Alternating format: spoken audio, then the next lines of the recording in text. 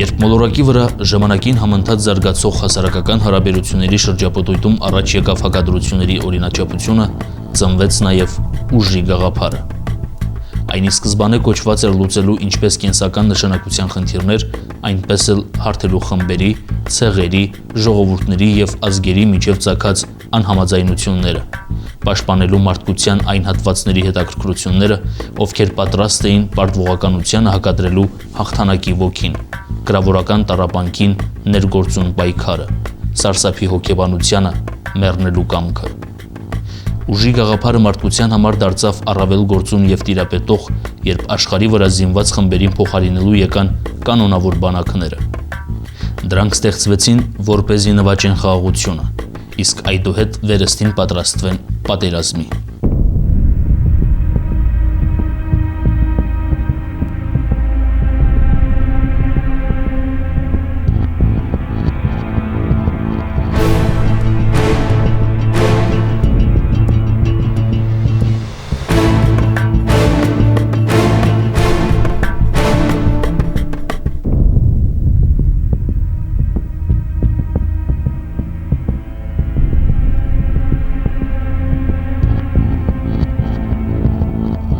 Հայոց երրորդ հանրապետության ծնունդը դեռ պատմության արգանդում հայն ընտրեց ինքնապաշտպանության ճանապարհը։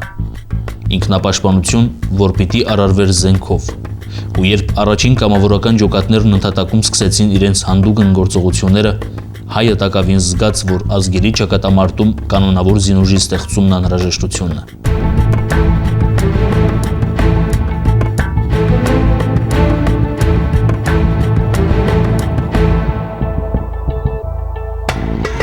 Բայց նախքան նրա ծնունդը ուժի ստեղծման գաղափարը մարմնավորվեց ժողովրդի իմաստնության հորիզոններում։ Մարդը համոզվեց, որ իր գոյության կենարար շնչառությունն անընդհատ է, եթե ազգի հոգեբանության մեջ արթուն է ինքնահաստատման բնազդը, եթե ժողովուրդը գիտակցել է ոգեղեն զորությամբ թրծված միասնական զինուժի ստեղծման կարևորությունը և այդ հիրավի սրբազան առաքելությունն իրականացնում է իր ներսում կուտակված անկասելի մղման շնորհիվ։ Իսկ այդ մղումը հազարամյակների պատմություն ուներ, որ գալիս էր հայ քնահապետի խռոված ոգուց, իր ժողովրդի անթեղված ցավից։ Ժողովուրդ, որ դարեր շարունակ ապրել, արարել ու նաև մաքարել է Արարատ լեռան հպարտ հայացքի ներքո, դիմագրավել բազում խաշնարածների, կառուցել գառնի ու գեղարդ, ամարասի սուրբ կամարների տակ ավետել քրիստոնեության ծնունդը, ըմբոշխնել Մեսրոպատար Այբուբենի բերած հրճվանքն ու այդպես անընդհատ, հազար ու մի ձեռքբերում և կորուստուսած, հաղթահարել ժամանակի ու տարածության սահմաններն ու հասել մեր օրերին։ Հասել է, որովհետև նրա մեջ անընդհատ խոսել է Տիգրան Մեծի ու Վարդան Սպարապետի բոցավառ հայրենապաշտությունը, որովհետև հայապահպանության գաղափարով զինված մեր ըմբոստ նախորդները գերադասել են ապրել ոչ թե ծնկաչոք, այլ սուրը ձեռքին, ու այդպես կերտել են ավարայր, փայլատակել Սարդարապատում, հաղթահարել համայնավարության կիսանկախ ժամանակները, և ահա նորից գոյապայքար էր, պայքար հանուն ազատության և անկախության։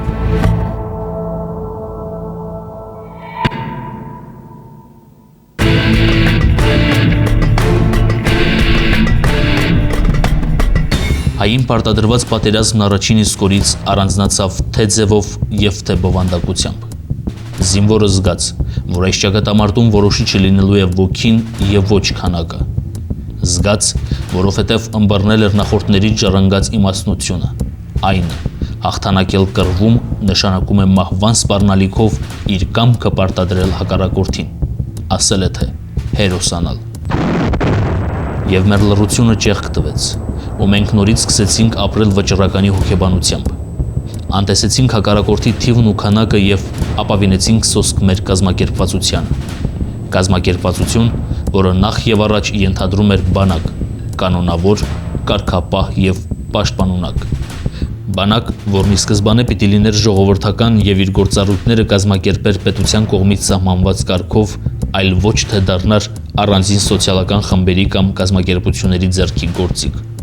Գործել հատվածականության հոգեբանությամբ կնշանակեր ազգը տանել կործանման։ ու ազդարարվեց։ Պաշտպանական աշխատանքը պիտի կազմակերպվի պետականորեն եւ միայն պետականորեն։ Պետական կառուցվածքից դուրս պաշտպանական ջոկատներ եւ պաշտպանական աշխատանքներ չպիտի լինեն։ Հատկապես այն սահմանամերձ շրջաններում, որտեղ արդեն վաշտերն ուղարկված են, պաշտպանական պոտենցիալը պիտի կենտրոնանա կանոնավոր ստորաբաժանման շուրջ։ Այլ ելք չկա, այլ քայլերը չեն ներվի։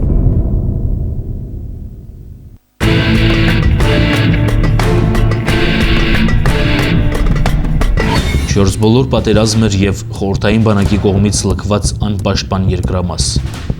Հայն իր արյամբ լինելով զինվոր չուներ բանակ։ Սեփականը ստեղծելու համար ամեն ինչ պետք էր սկսել զրոյից ու ավերակներից։ Բայց ինչու ավերակներից, մտածեց հայը, երբ իր քաղաքականության ավելի քան 4000-ամյա պատմության խորքից նա աշխարհին ներկայանում է ռազմարվեստի հանդեպ ունեցած հատուկ նախասիրությամբ։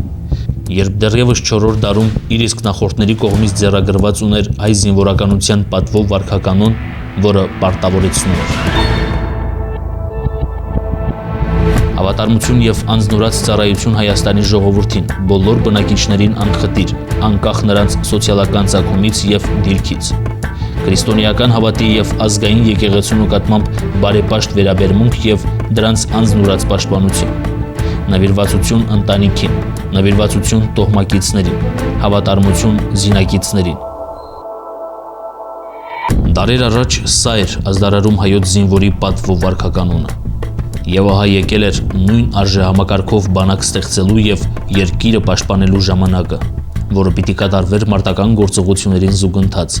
ծանր ու դաժան պայմաններում։ Ստեղծված իրավիճակից ելնելով հայոց նորանկախ պետությունը դատապարտված էր կազմավորել ռազմական իրադրության պահանջներին համապատասխան պաշտպանական համակարգ, իր բոլոր ենթակառույցներով հանդերձ։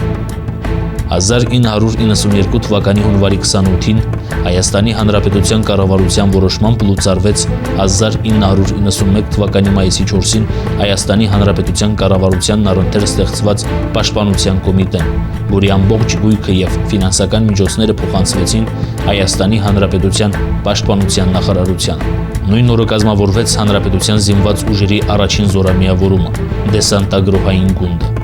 Այդ իրադարձությամբ նշանավորվեց հայոց կանոնավոր բանակի հիմնադրումը, բայց ոչ կայացումը։ Այդ ճանապարհը դեռ առջևում էր։ Մարտական գործողություններին զուգահեռ բանակաշինությունը թևակողեց զարգացման կարևոր շրջան։ Կարճ ժամանակահատվածում ամրագրվեց անհրաժեշտ իրավական դաշտ, ձևավորվեցին ղեկավարման օղակները, առաջին հերթին գլխավոր շտաբը, հիմնադրվեցին զորատեսակներն ու մասնագիտացված զորամասերը, անցկացվեց առաջին զորակոչը։ Հայոց նորաստեղծ բանակին զինվորագրվելու համար խորհրդային միության տարբեր ծայրամասերից հայրենիք վերադարձան բազմաթիվ հայազգի կադրային սպաներ, որոնց թվում էին այսօր արդեն գեներալ գնդապետներ Գուրգեն Դալիբալթայանը, Միքայել Հարությունյանը, գեներալ լեյտենանտ Նորատ Տեր-Գրիգորյանը, գեներալ լեյտենանտ Քրիստոֆոր Իվանյանը, գեներալ-մայոր Արկադի Տեր-Թադևոսյանը եւ շատ ուրիշներ։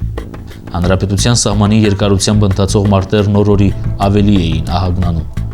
Ադրբեջանական ղեկավարության բոլոր փորձերը Արցախը խեղդել արյան մեջ անարդյունք եղան։ Ավելին,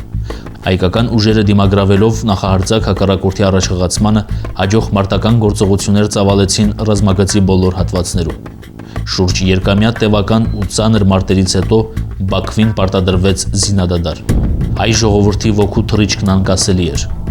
Միաբանված պաշտպանության, իսկ ապա նաև հակահարձակողական գործողությունների շնորհիվ հայոց զենքի փառքը վերստին տարածվեց մեր նախնյաց դարավոր հողում։